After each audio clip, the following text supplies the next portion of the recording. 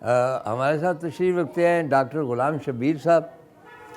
Professor भी रहे हैं, खैबर मेडिकल कॉलेज में पढ़ाते भी रहे हैं, लेकिन इनको हमने यहाँ पे वही है राजपुर की हवेली, हमने समझा कि पेशावर के हवाले से बात करने के लिए इससे ज़्यादा मौजू और कौन सी जगह हो सकती है। तो इनको हमने तिब्बी मशवरे के लिए नहीं बुलाया, बल्कि ये पेशावर के बहुत ही खूबसूरत आर्टिस्ट है। पेशावर नहीं कहना चाहिए, पाकिस्तान के, लेकिन ज़रा सा पीछे रहते, अपने आप को नुमायाँ करने की कोशिश नहीं करते। मैंने इनकी पेंटिंग्स देखी और आई वाज, वो जो कहते हैं ना, आई वाज स्टन्ड। एक बिल्कुल डिफरेंट एब्स्ट्रैक्ट अंदाज में जिस तरह शहर को पेंट किया हुआ है, उसमें कुछ तस्वीरें आपको हम दिखाएंगे भी। लेकिन उनके साथ हमारे बुज़ुर्ग, मेरे बुज़ुर्ग तो नहीं है, मुझसे छोटे हैं, मोहम्मद इब्राहिम ज़िया।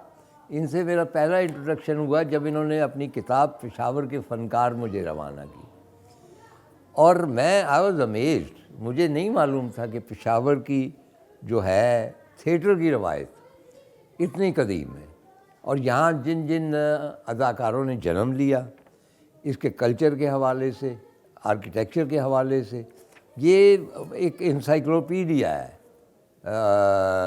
इब्राहिम ज़िया का जो इन्होंने लिखा। तो ज़िया साहब, मैं आपको खुशामदीद कहता हूँ।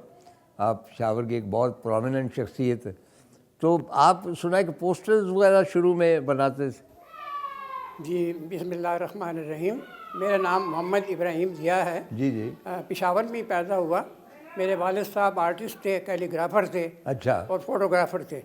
तो उन्हीं से मैंने ये सारे पेंटिंग भी सीखी, कैलीग्राफी भी सीखी और फोटोग्राफी भी सीखी। अच्छा। और तालीम मुकम्मल करने के बाद प्रिंटिंग प्रेस मैंने शुरू किया। अच्छा, नहीं, ये जो पेशावर के फ़नकार है, जी जी, ये किस तरह आपने लिखा? ये मैंने ऐसे लिखा है कि मैं जब बचपन में अपने वालिद साहब मेरे काम करते थे, पहले थिएटर के पर्दे बनाते थे। हाँ, अच्छा। पहले ज़माने में। नहीं, तो आप थिएटर कौन कौन से थे यहाँ?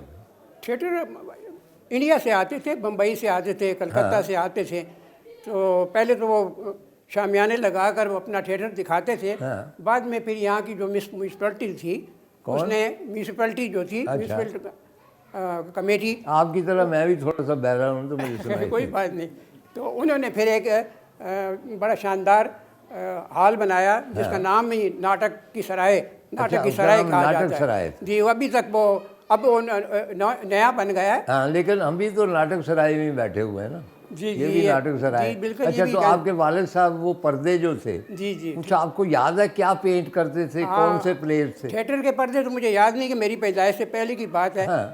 और सिनेमा में जब वो काम करते थे, होर्डिंग बनाते थे। अच्छा, फिर उस सिनेमा की तरफ चले गए? जी, तो मैं बचपन में वो काम करते रहते थे, मैं देखता रहता था। अच्छा, आप भी बनाते रहे हैं वो सिनेमा के? जी, फिर बाद में जब मैं जब जवान हुआ, तो जवान हुए तो बाद में फिर कुछ अर्सा मैंने भी काम किया सिनेमा में। क्या? अच्छा, सिनेमा में क्या काम किया? ये पोस्टर बनाते थे फिल्मों के।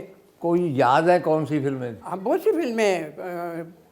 1960-62 में मैंने काम किया है। नहीं, फिल्मों के नाम तो नहीं याद? फिल्मों के नाम तो बड़े याद हैं, वो तो बताए ना। हज़ारों फिल्में हैं। हाँ। ज़्यादातर यहाँ लोग पसंद करते थे राज कपूर की फिल्में। हाँ। जहाँ पे हम बैठे हैं उनके हवेली में, और दिलीप कुमार की फिल्में।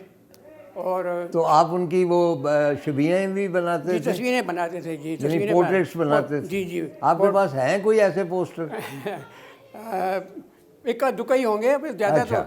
और कौन सी के साथ साथ जो है ज़ाया होते गए। और कौन सी फिल्मों के? पाकिस्तानी फिल्में तो बाद में आई। 1965 तक इंडिया की फिल्में आती रही, यानी पार्टीशन से लेके 1965 तक इंडिया की फिल्में आई।